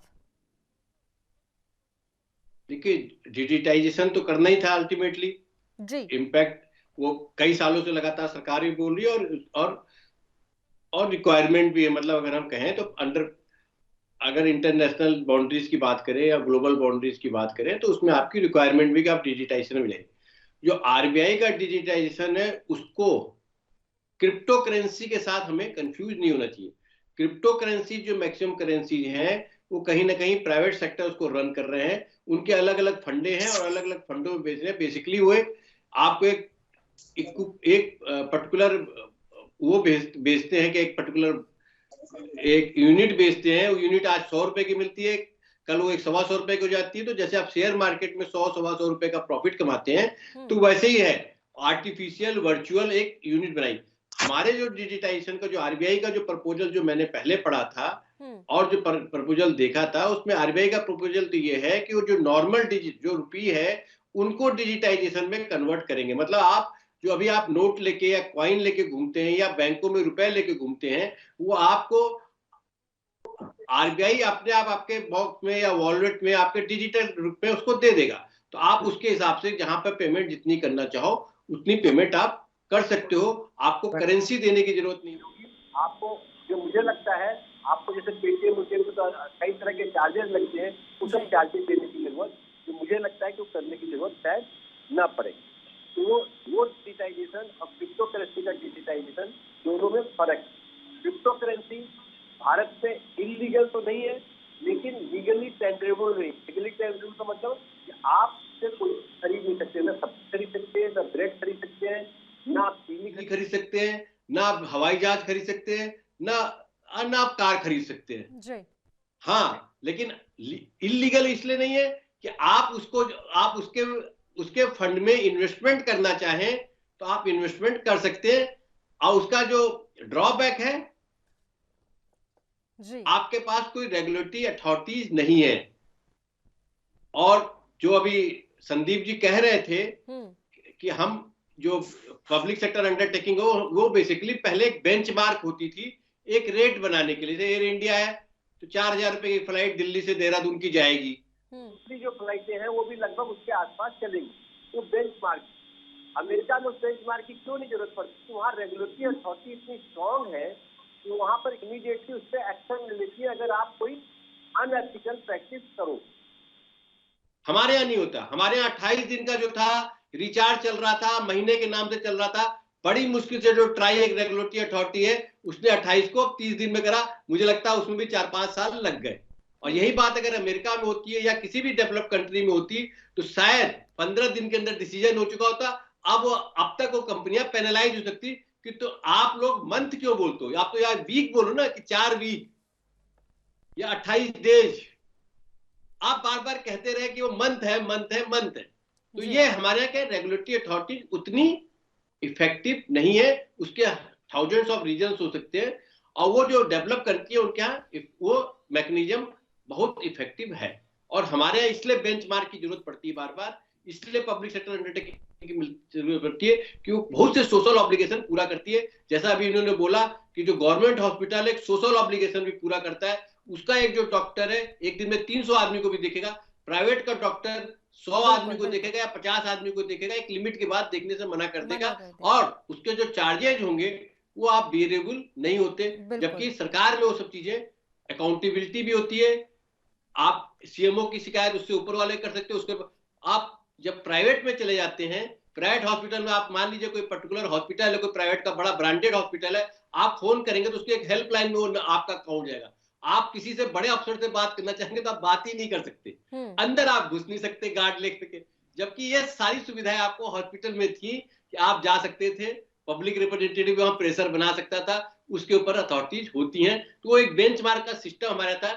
और ये सारे सिस्टम इसलिए जरूरी है हमारी जो इकोनॉमी से या हमारा जो सोशल स्ट्रक्चर है, इसलिए थे कि हमारे पास रेगुलेटरी अथॉरिटी बहुत इफेक्टिव नहीं है। यानी कि मिनिमम गवर्नेंस का ये जो फंडा है वो इतना भी कारगर साबित नहीं हो सकता जितना इसे बनाने की या फिर दिखाने की कोशिश की जा रही है। संदीप त्रिपाठी जी, कृषि क्षेत्र को लेकर जो मैं चर्चा आपके साथ करना चाह रही थी, देखिए आज ये ऐलान किया गया है कि कृषि क्षेत्र की और खासकर किसानों की जो आय है उसे बढ़ाने के लिए अब सरकार पीपीपी मोड में योजनाएं बनाएगी। देखिए जिस चीज के लिए किसान इतने दिन धरने पर रहे, इतने दिन लड़ाई लड़ी, अभी ये पीछा नहीं छोड़ा है। जैसे हमने बताया ना कि सरकार तो अडानी अंबानी की है जी। और अडानी के गोदाम तो बन गए अल्टीमेटली। आप देखिए हरियाणा में चले जाइए, 3-4 किलोमीटर उनके गोदाम बन के रेडी हैं। अब वो खाली पड़े हैं तो उसके लिए कुछ ना कुछ तो सरकार को करना पड़ेगा ना। वो तो अपनी कोशिश जारी रखेंगे। मोदी जी कुछ है नहीं, ये अडानी के दरबारी हैं। इनको करना वही है जो अडानी जी का आदेश होगा। तो उनके लिए तो ये पीपी मॉडल नहीं, एकदम पीपी कर देंगे वो, एक कर देंगे अडानी प्राइवेट लिमिटेड। तो मतलब आप समझिए कि आप जो किसान का है वो उसको दे दीजिए, वो सक्षम है। आपको उसकी काबिलियत तभी समझ में आ जानी चाहिए जब पूरा देश माइनस में था, पूरी देश के सारे सेक्टर माइनस में थे, तब भी वह सेक्टर आपको 3 से 4% की ग्रोथ दिया।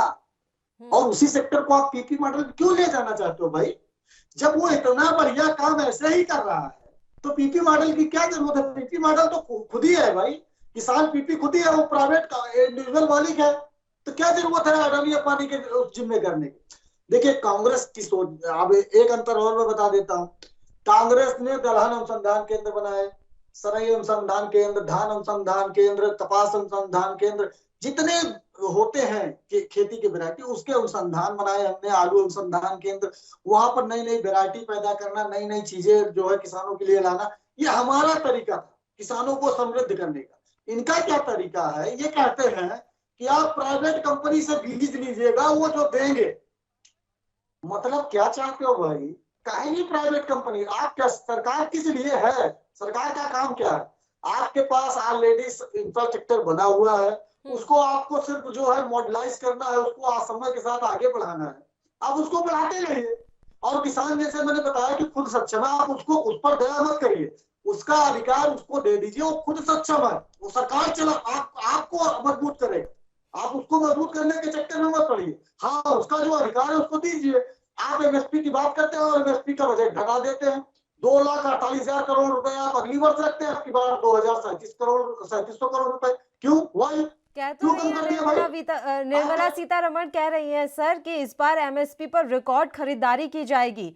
इस पर भी आपका रिएक्शन चाहूंगे। बीजेपी के एक प्रवक्ता इस समय हमारे साथ जुड़े हुए हैं, प्रदीप भटनागर जी, संदीप त्रिपाठी जी। चलिए बोलिए बताइए जी। आप एक चीज पहले देख लीजिए, जो मैं बात कह रहा हूँ कि पिछले वर्ष से इन्होंने बजट कम किया है या नहीं। जब बजट कम कर दिया तो काहे मुंह से खरीदारी करेंगे? मोदी जी वाले मुंह से, या निर्मला जी वाले मुंह से, या जो कृषि मंत्री होंगे तोमर जी, उनके मुंह से? किसके मुंह से खरीदारी करेंगे? मुंह से खरीदारी नहीं होगी ना, उसके लिए बजट चाहिए। बजट आपने कम कर दिया, कह रहे खरीदारी ज्यादा होगी, कैसे? ये जवाब तो प्रदीप भटनागर जी दे पाएंगे इस बेहतर तरीके से। प्रदीप भटनागर जी, आप थोड़ा देरी से जुड़े हैं सर। लगातार चर्चा चल रही है बजट को लेकर। पहले मेहमानों से आपका परिचय करवा देती हूँ। संदीप त्रिपाठी जी हमारे साथ जुड़े हुए हैं, कांग्रेस पार्टी के प्रवक्ता हैं, और अर्थशास्त्री के तौर पर राजेश्वर जी इस समय हमारे साथ जुड़े हुए हैं। अब प्रदीप जी, लगातार चर्चा चल रही थी बजट को लेकर, ये कहना है और मानना है, अर्थशास्त्री का भी ये मानना है और कहीं ना कहीं संदीप त्रिपाठी जी का भी मानना है कि फौरी तौर पर राहत मिलती हुई अभी इस बार के बजट में कुछ दिखाई नहीं दिया, और कहीं ना कहीं मध्यम वर्ग और निम्न वर्ग को नजरअंदाज इस बजट में किया गया है। अब बड़ा सवाल पूछ लिया है संदीप जी ने कि आपने कृषि क्षेत्र का बजट पिछले वर्ष की तुलना में कम किया, लेकिन आप वादा और दावा ये कर रहे हैं कि एमएसपी पर रिकॉर्ड खरीदारी की जाएगी, कैसे?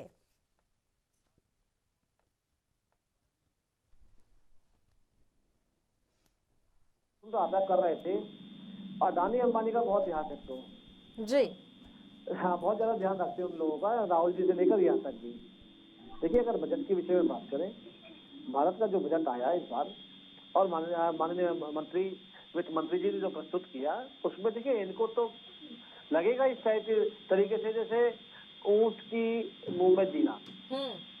मगर जिस स्तर को, जिस विकास को भारत के वो प्रगति चाहिए, उस प्रगति के लिए इस बजट के अंदर बहुत सी चीजें दी गई जो भारत को आवश्यकता थी आगे लाने के लिए। अगर भारत का अपना निजी, अगर 5G होगा तो क्या गलत है? अगर भारत का ही निर्मित 5G मोबाइल होगा चाहे क्या वो गलत है?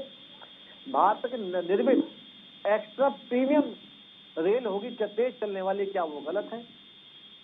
आप किसानों की बात करते हैं, अगर किसानों को किसी स्तर पे लाया जा रहा है उठा के एक बिजनेस लेवल पे और बिजनेसमैन के लेवल पे, इन्हें वहां भी दिक्कत आ रही है। एमएसपी की बात करते थे, आज एमएसपी की बात की गई, आज इन्हें दिक्कत है कि चलो राजनीति में इतने लोग तो और इतने डूब चुके हैं कि इन्हें केवल राजनीति नजर आती है और कुछ नजर नहीं आता। राहुल जी ने आज इतनी बड़ी स्पीच दी कि जो हाँ ये तो लूट वाला बजट है और ये तो बजट किसी नजदीक में नहीं है। अरे पहले पढ़ तो लो बजट क्या है, उठा के बोल तो देते, पता कुछ होता नहीं। राहुल जी का तो अपने जो अधिकारी, वित्त अधिकारी, उनसे पूछ लीजिए। अगर बजट आया है तो बजट देश के लिए आया, देश के विकास के लिए आया है। अगर देश विकास करेगा तो सबको चीजें मिलेगी, चाहे रोजगार हो, चाहे बिजनेस हो, चाहे A to Z हो। मगर मसला ये है कि समझाना बड़ा मुश्किल है। समझाइए सर। 400 वंदे भारत आप चला रहे हैं, अब जिसकी हैसियत ही नहीं है वंदे भारत में बैठने की, वो क्या करे, रिक्शा करके ले जाए? बिल्कुल सही बात कही आपने जी। जिस समय हम 10-12 साल के हुआ करते थे तो ट्रेन के अंदर पट्टों वाली हुआ करती थी। आज जो पैसेंजर हो लोकल ट्रेन हो, आज उसमें गत्ती वाली फॉर्म वाली कुर्सियां हैं बैठने के लिए, चेयर हैं। ये सीटा के आगे बढ़ने का वो है। और आज अगर ट्रेन शताब्दी चलती है तो 150-160 पर किलो से चलती है। ये नहीं है कि अगर पटरी विकसित हुई है, अरे ये लोग तो वो है 150 ब्रिज बनने से रेलवे के जो 200 साल 150 साल पुराने हो गए थे, और वो सब ऐसे कैसे रुके हुए, क्यों रुके हुए थे? इनके पास बजट नहीं था। जो लोग राफेल नहीं कर सकते, जो देश के लिए हथियार खरीद सकते, जो लोग बुलेट प्रूफ जैकेट नहीं खरीद सकते, आज वो खड़े होकर छाती निकाल कर सवाल पूछ रहे हैं। अच्छा, रक्षा का बजट जो बढ़ाया गया है प्रदीप भटनागर जी, संदीप जी का कहना है वो तो बढ़ाना ही था। पेगासस जैसे ऐप आप लोगों को खरीदने हैं तो रक्षा का बजट तो बढ़ना ही था, बजट बढ़े नहीं तो क्या हो। अगर ये पेगासस वाली बात करते हैं, जैसे गद्दारों की बात हो गई, अगर मैं आऊं तो अच्छी बात है। ऐसे देखो, ऐसे इंस्ट्रूमेंट और आने चाहिए जो चाइना में जाके जो तारीफ करते हैं, जो कैसे अमेरिका जाके तारीफ करते हैं और देश की बुराई करते हैं। अगर ये ऐसा लगता है तो मैं कहूँगा इनकी समझदारी है, समझदारी है पहले चीज। देखिए बेडरूम में कैमरा लगा सुन लीजिए, लगा देंगे संदीप जी, मैं पूरी कर रहा हूँ, फिर आपसे सुनूंगा मैं। अगर देश की सुरक्षा को लेकर तो इसका बजट बढ़ाया गया है, उस बजट में संदीप जी आप बोलते हो, आप सुनते नहीं, जब आपने रक्षा बजट संदीप जी, अभी पहले वाले प्रवक्ता को लेकर आपको ये लग रहा था कि वो बार बार गूगल करने चले जा रहे हैं। अब गूगल बैठे हैं तो पूछ लीजिए उनसे, उनके पास सारे सवालों के जवाब होंगे आपके। बताइए भटनागर जी। समस्या ये है, जैसे नहीं देखिए अभी कहाँ जवाब दिया इन्होंने। हमने पूछा कि जब बजट कम हो गया तो आप कैसे खरीदारी कर लेंगे, तो इन्होंने बात की। ठीक है भटनागर जी, भटनागर जी सुनिए, भटनागर जी सिर्फ इतना अंतर है कि टोपी घुमाने में ज्यादा बहुत बड़ी कमी है। जब कांग्रेस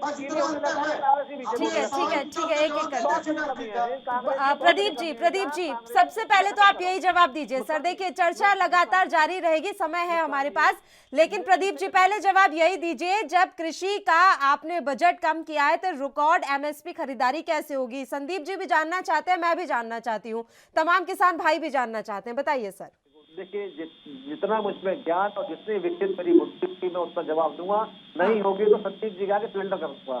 ठीक है, संदीप जी शिक्षा ले लूंगा पहले। ये रक्षा बजट की जो बात कर रहे हैं, अरे भाई अपने टाइम का रक्षा बजट तो याद कीजिए। अगर रक्षा बजट बढ़ाया गया है तो उसके फायदे भी देखिए। DRDO ने आज सियाचिन के अंदर और चाइना बॉर्डर पे ऐसे छोटे छोटे घर बना के दिए जहां हमारे फौजी भाई सर्दी से बच सके। आज टैंक और जो बड़ी बड़ी मिसाइलें हैं वो आज चाइना बॉर्डर पे और पाकिस्तान बॉर्डर पे विकसित हैं। ये आप लोगों के लिए कि हम सुरक्षित रहें। अगर ये बजट बढ़ेगा तभी तो है। चाइना आग दिखाने को तैयार, भारत में घुसने को तैयार है, इधर पाकिस्तान आग दिखा रहा है, चाइना श्रीलंका की तरफ से आने को तैयार है, कभी भूटान की तरफ से आने को तैयार है। देखिए हमारा एक नहीं 4-4 जगहों से फ्रंट पे है। अगर लड़ाई होती है तो उसकी चीजों के लिए सुरक्षा में जो चीजें आनी चाहिए उनको हाई है। आपको तो अप्रिशिएट करना चाहिए कि हम राफेल नहीं ला पाए, बीजेपी सरकार तो लाई राफेल, वो बहुत तोप के लिए तो खरीदने के लिए आपके पैसे नहीं थे। आज कम से कम चीजें हैं तो सही। आप जो कृषि की बात कर रहे हैं, देखिए कृषि में बजट अगर कम और ज्यादा की जो बात चल रही है, मैं उसके बारे में बता दूं।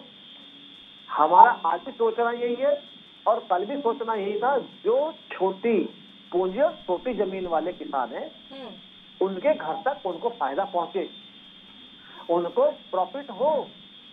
जो आय दोगुनी की हम बात करते हैं वो उनको मिले। जो बड़े पूंजीवादी, जो बड़े पूंजीवाद, बड़े किसान और जो बड़े खेत लेके बैठे, वो कभी छोटे किसानों के बारे में नहीं सोचते। वो तो ये सोचते कि मेरे 80 बीघे जमीन के अंदर 5 बीघे का खेत है, मिल जाए और इसे मैं दबा के छीन लूं। हम उसकी बात करती हैं। जो किसान मंडी तक ही नहीं पहुंच पाता बेचारा, तो कितनी फसल नहीं हो पाती। और जब घर का बंटवारा हो जाता है तो 2-2 बीघे 3-3 बीघे परिवार में बढ़ती है। हमें तो उनके बारे में सोच रही है। मगर ये सोच क्या है कि ये सोच तो ये जानते हैं और ये बता पाएंगे। हमारी सोच है आप क्या करें, चाहे एमएसपी पे हो चाहे एसपी पे हो, जिस विषय पे हो, हमारा जो छोटा किसान है हम उस तक पहुंचना चाहते हैं अपने फायदे लेके, और उसको फायदा मिले, उसको उसका बच्चा पढ़े, इंग्लिश स्कूल में पढ़े। सबसे बड़ी चीज यहाँ आती है। ये किसान इतना बड़ा आंदोलन चला, किसी ने छोटे किसान की बात नहीं करी। ये सबने किसी कानून का विरोध जरूर करा, मगर छोटे किसान की बात नहीं करी। और क्या फैलाया, ये मंडियां बंद हो रही हैं, मंडी खत्म हो जाएंगी, अडानी अंबानी ले लिया, बड़े अडानी अंबानी बड़े ले लिया। बता देता हूँ अडानी अंबानी का, आप ही जो पंजाब की सरकार बैठे 3.5 लाख करोड़ रुपया कर्जा लिए, बता देता हूँ, आपके वहाँ जो वेयर हाउस बना रखे ना, उनका 500-700 करोड़ गुजरात में कितना है? टैक्स आता है। अरे सुन लिए, पीछे बहुत बोलते हैं आप। गुजरात में कितना है? कांग्रेसियों में इतनी गंदी कमी है। मध्य प्रदेश में कितना है? अरे सर, मैं आप दबने वाला नहीं हूँ, आप चिंता मत कीजिए। उत्तर प्रदेश में कितना है? और पूरे देश में कर्ज कितना बढ़ा है? इसलिए मुझे लगती है आज जितना कर्ज पूरे 70 साल में नहीं था, उससे ज्यादा कर्ज इस 7 सालों में हुआ है। जब आता तो आप भाग सकते बैंक देख लीजिएगा। वो तो त्रिशूल जी नहीं बैठे आज। सुनिए प्लीज, सुनिए। आपने अडानी अंबानी की बात की, तो बता दूं, पंजाब के अंदर जिस वेयर हाउस के आगे किसान बैठे थे 1 साल तक, आपको 700 करोड़ रुपए से ऊपर टैक्स मिलता था उसका। पंजाब सरकार को, जहां पे चन्नई रिप्लेसमेंट मुख्यमंत्री आए हैं, विश्वास ना हो तो पूछ लीजिएगा। हर देश में हर चीज का कानून, हर चीज बनी हुई है, आप ये भूल जाते हो। अगर संविधान बना तो संविधानों में हर चीजें भी हैं। ठीक है राजेश्वर जी, आप लोग ठीक है सर। राजेश्वर जी, अभी हाईवे को लेकर भी नई बात निकलकर सामने आई है। हाईवे विस्तार पर 20,000 करोड़ रुपए सरकार के द्वारा खर्च किए जाएंगे। इस फैसले को किस तरीके से आप देख रहे हैं, और रोजगार के लिहाज से ये फैसला कितना अहम? राजेश्वर जी, क्वेश्चन दोबारा पूछेगा, एक्चुअली आवाज सर, हाईवे विस्तार पर 20,000 करोड़ रुपए सरकार खर्च करेगी 1 साल में।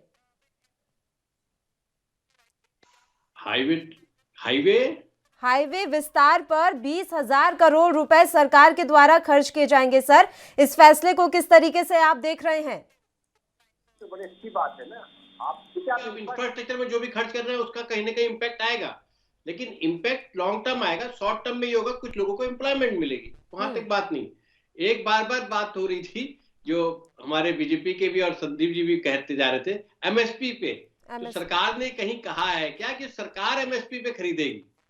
वो कह रही कि रिकॉर्ड खरीद होगी एमएसपी पे, वो ये नहीं कह रही कि सरकार खरीदेगी। तो एक जो बजट की हम बात करते हैं, वो प्राइवेट प्लेयर भी तो खरीद सकता है एमएसपी पे, कि सरकार को ही खरीदना जरूरी है। तो आप दोनों चीजों का फर्क समझ लीजिए, वो कहीं डिस्टिंग्विश करके नहीं दिया। ऐसी बहुत सी चीजें इस बजट में है जो आप फाइन प्रिंट में आपने कहीं बताया नहीं है जी, और उससे लोग कंफ्यूज उन चीजों पे बात करते जा रहे हैं जहां एक्चुअल फाइन प्रिंट की जरूरत थी।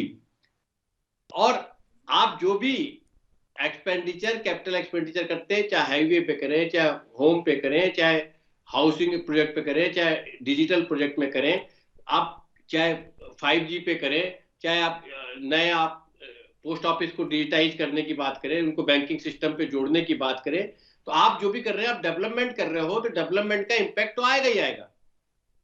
और उस डेवलपमेंट का अल्टीमेट जो है लॉन्ग टर्म में प्रॉफिट भी आएगा ही आएगा। सारी जो आज की डेट में जो लोग मायूस हैं, जो लोगों को लगता है कि हमें इमीडिएट प्रॉफिट कहीं नहीं दिखलाई दे रहा है जी, वो जो दिक्कत की बात है, हम उस दिक्कत के बारे में बहुत ज्यादा सोच नहीं रहे, जिससे कि एक युवा वर्ग या वर्कर वर्ग या ये चीजें, क्योंकि जहां तक मुझे ध्यान है कि पहले शायद अभी जो बात करते हैं हम कि 60 लाख मकान बनाएंगे, उससे पहले शायद वो 6 करोड़ मकान या 60 लाख 80 लाख जो भी मकान थे, उससे पहले वो शायद 6 करोड़ की बात थी। तो कहीं ना कहीं रियलिस्टिक उस पर आ रहे हैं।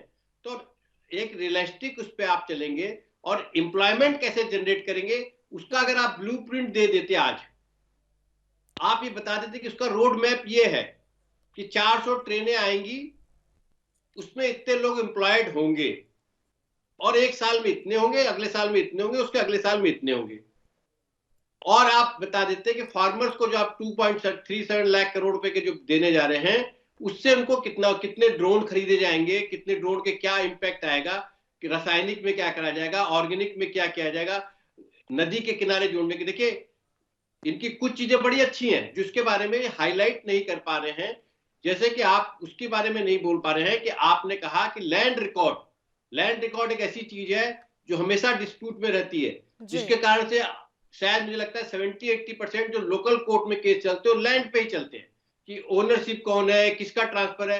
वो लैंड रिकॉर्ड की जो बात कर रहा है कि 1 नेशन 1 लैंड, जैसे जीएसटी की बात हुई थी कि 1 नेशन 1 टैक्स वाली बात, तो लैंड रिकॉर्ड में अगर ढंग से हो जाता है तो उसका इफेक्ट लॉन्ग टर्म में बहुत अच्छा आने वाला है। लिटिगेशन भी खत्म होंगे और लोग एक तरीके से उसमें इन्वेस्टमेंट करना शुरू करेंगे, ये मान करके कि हमारा इन्वेस्टमेंट सुरक्षित है, इसमें कोई दिक्कत आने वाली प्रैक्टिकली नहीं है।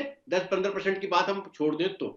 बिल्कुल सर, एक बहुत अच्छी बात ये संदीप जी नजर आ रही है। देखिए, स्थानीय उत्पादों को बढ़ाने के लिए सरकार का फोकस रहा है, और इसके लिए पहले जिस तरीके से महिला स्वयं सहायता समूह चलाए गए, वो भी काफी अच्छी इनकी योजना रही है। अब एक ये नई इन्होंने योजना निकाली, एक स्टेशन एक उत्पाद, जो स्थानीय उत्पादों की सप्लाई चेन को बढ़ावा देगी। इसे किस तरीके से आप देख रहे हैं? अरे ये आप समझिए, पहली बात तो स्वयं सहायता समूह पहले भी चलते थे। इनके आने के पहले भी बहुत सारे महिला स्वयं सहायता समूह थे, और इनके आने के बाद वो कम हुए हैं। ये ऑफिशियल आंकड़ा आप देख लीजिएगा, सर्च करा लीजिएगा अपनी रिसर्च टीम से। ठीक है। अभी हमारे मित्र 2-3 बातें जो कही है, हम उस पर थोड़ा बात कर लेते हैं। अभी आप 1 स्टेशन 1 प्रोडक्ट की बात कर रहे थे जी। 1 डिस्ट्रिक्ट 1 प्रोडक्ट का क्या हुआ? उसका जवाब कौन देगा? ये ड्रामेबाज लोग हैं। हमने बताया ना, जब आप बात करेंगे, एक कहानी आप सुन लीजिए। एक जो होशियार चोर थे 4, जब वो चोरी करने जाते थे तो अपने साथ एक घंटी लेके जाते। तो जब जो है चोरी करके जिस दिशा में जाना होता था, सामान जिस रास्ते से जाना होता था, उसके दूसरी दिशा में अपने एक साथी को भेज देते थे घंटी लेके। तो वो घंटी बजाता हूँ, और गाँव वाले उस तरफ जाते थे, ये चोर सामान लेके निकल जाते। ये वही लोग बड़े चोर टाइप, मतलब आप समझिए। 1 डिस्ट्रिक्ट हम अभी बता रहे हैं, 1 स्टेशन एक नया नाम दे दिया इन्होंने, नया ड्रामा शुरू। पहले वाले ड्रामे का क्या हुआ जरा बताइए ना भाई। 1 डिस्ट्रिक्ट 1 प्रोडक्ट का क्या हुआ? कौन सा डिस्ट्रिक्ट? चमड़ा उद्योग कानपुर में खत्म हो गया, सहारनपुर का लकड़ी का दुकान खत्म हुआ, मुरादाबाद का पीतल उद्योग खत्म हो गया, भदोही का कानूनी उद्योग खत्म हो गया। कहा भाई, कहा ड्रामा लगा रखा है? पूरे देश को तो खत्म कर दे रहे हो। ये ड्रामेबाजी, नारे से देश चलेगा क्या? भाषण से देश नहीं चलेगा, नीतियों से चलता है। और वो नीतियां जब और ये स्टार्टअप्स के लिए जो टैक्स इंसेंटिव के लिए कह रही हैं वित्त मंत्री, वो अब मैं आ रहा हूँ। स्टार्टअप कितने स्टार्टअप चले हैं? 28, मैं बताया, वो भी आंकड़े मेरे पास है जी। 28 स्टार्टअप चले हैं, जिसमें से 16 स्टार्टअप को फंडिंग जो है चाइना की बैंक कर रही है, हमारी भारत की बैंक नहीं कर रही है। ये भी ऑफिशियल आंकड़ा है, आप रिसर्च करा लीजिएगा। क्या ड्रामेबाजी है भाई? आप जो नारे तो बड़े बड़े देते हो, आपके पिछले नारों का क्या हुआ? जो नए नारों को सुन के मैं खुद हो लूं, और तत्कालिक राहत जो चाहिए थी वो भी नहीं दिया। तो चांद पे जो चांद से आप मंगल जाने का सपना तो दिखाते हो, हमने मंगल ग्रह तक पहुंचाया, आप बता दिया अंतरिक्ष पे। उसके बाद कौन सा यान गया? कौन से आप हमने भेजा था? लौटते समय मोदी जी फोटो खूब खिंचाए, खूब ड्रामेबाजी की है। तो उससे काम नहीं चलेगा ना, उसके लिए नीति बनानी पड़ती है। अब थोड़ा सा हम बात कर लेते हैं अभी रक्षा बजट की बात। बड़ी बड़ी बातें कर रहे थे भटनागर जी। भटनागर जी, वायुसेना में कितने स्क्वाड्रन है आप बताएंगे? पता है आपको? सीधा सवाल है, बहुत जानकारी रखते हैं, बताइए। आपको टाइम मिलते गूगल बाबा टोले आप कितने थोड़ा प्रैक्टिकल कहता ना, गूगल बाबा से टटोल रहे हैं आप सारे क्वेश्चन। थोड़ा आप जवाब कर लिया हो। चलिए बता दीजिए, आपके आने के पहले आर्मी कितने नंबर पे थी? थल सेना की कितने नंबर पे विश्व में थी? अरे शर्म करिए, आपने 1.5 लाख कर्मचारियों की नौकरी वहां पर खा डाले। आप जो एक विभाग होता था, मैं बता रहा हूँ, विभाग वाला बता रहा हूँ। गूगल करके इतना बैठूंगा, इतनी चीजें याद करके नहीं बैठ पाऊंगा। आपके तरीके गूगल खोल कर नहीं पढ़ता हूँ, जानकारी रखता हूँ, इसलिए कि देश से जुड़ा हूँ, देश के बारे में प्रेम है तो देश के बारे में जानता हूँ।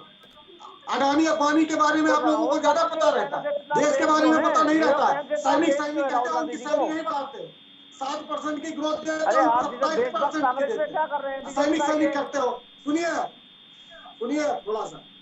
देखिए पल्लवी जी, इस देश में जब ये सत्ता में आए 34 स्क्वाड्रन हुआ करती थी, ये घटाकर 32 पर पहुंचा दी।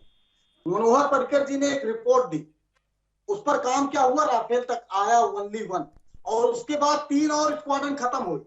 जो दुर्घटनाग्रस्त हो रहे विमान, उनकी डेट खत्म हो चुकी है। अब आप बात करते हो बढ़ाने की, तो क्या ड्रामेबाजी से नहीं काम चलेगा मित्र। उसके लिए आपको जमीन पर काम करना पड़ेगा, राफेल की दलाली बंद करनी पड़ेगी, झूठे एफिडेविट सुप्रीम कोर्ट में नहीं देने पड़ेंगे, और उसके लिए जो है एचएल करेगा उसकी मरम्मत। अंबानी की 8 दिन की बनी हुई कंपनी अगर करेगी तो यही हाल। एचएल जानते हैं ना, गूगल कर लीजिए, राफेल की मरम्मत नहीं कर पाएगी। अडानी की राजीव जी ने इस्तीफा किस बात में किया था बताएंगे जरा? ये आपका क्या राजीव जी पहले की क्षमता कांग्रेस का बताएंगे मॉडल जरा? है हिंदुस्तान एरोनॉटिक्स चलिए लिमिटेड। सर, अब ये बजट को लेकर तो वो बहस लगातार राफेल कुछ की दिनों बात तक चलती ही रहेगी कि बजट कितना कारगर साबित होने वाला है। अभी फिलहाल हमारे पास चर्चा में समय नहीं है, इसलिए मैं माफी चाहूंगी कि मैं आपको बीच में रोक रही हूँ। शुक्रिया तमाम मेहमानों का चर्चा करने के लिए आप हमारे साथ जुड़े। तो आपको बता दें कि बजट पर बहस लगातार हो रही है, क्योंकि विपक्ष का ये मानना है कि बजट जो है आम आदमी को राहत देने वाला नहीं है, जबकि सत्ता पक्ष ये कह रही है कि आप आगामी समय में इस बजट का असर देखिएगा। अर्थव्यवस्था को एक बूस्ट देने के लिए ये बजट बेहद ही कारगर साबित होने वाला है। एक छोटे से ब्रेक के लिए फिलहाल यहां पर रुक रहे हैं, आप बने रहिए हमारे साथ।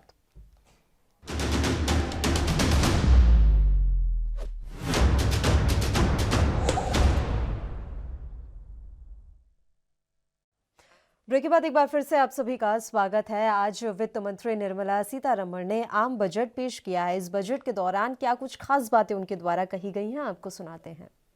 I would like to bring to the notice of this House that the gross GST collections for the month of January 22 are rupees 1,40,986 crores,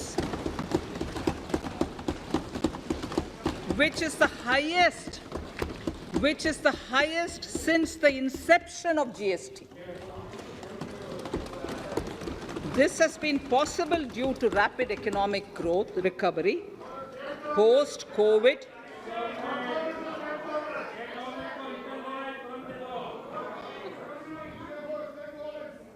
This has been possible due to the rapid economic recovery post-COVID, as well as various policy and administration undertaken by central and state tax administrations. To provide an opportunity to correct such errors, I am proposing a new provision permitting taxpayers to file an updated return on payment of additional tax.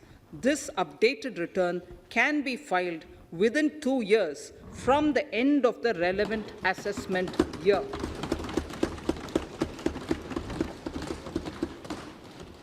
Honorable Speaker, sir, presently, if the department finds out that some income has been missed out by an assessee, it goes through a lengthy process of adjudication.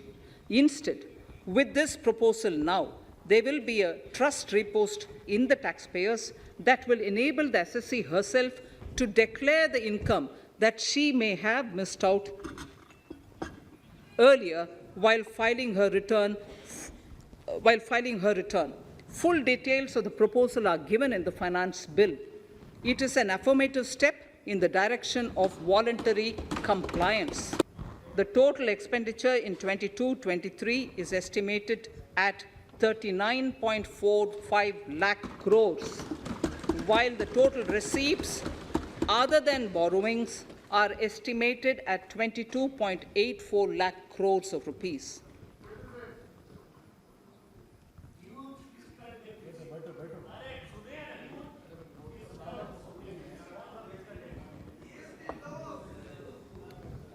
The revised fiscal deficit, Honorable Speaker, in the current year is estimated at 6.9% of the GDP, as against 6.8% projected in the budget estimates.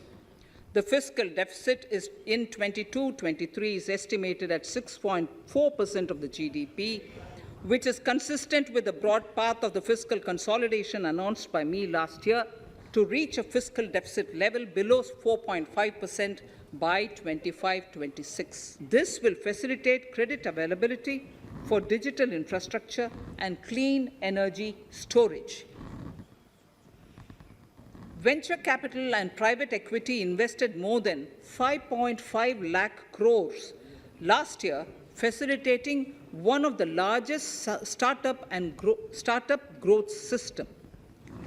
Scaling up this investment requires a holistic examination of regulatory and other frictions. An expert committee will be set up to examine and suggest appropriate measures. Government-backed funds, NIIF and SIDBI, Fund of Funds, have provided scale capital, creating a multiplier effect.